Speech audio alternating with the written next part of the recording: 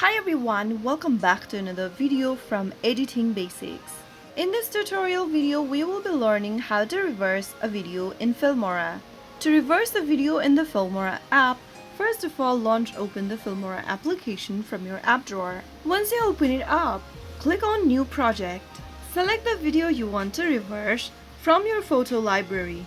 Once you've selected the video, click on Import. Now that the video has been imported into the timeline, select a video by tapping on the video element on the screen.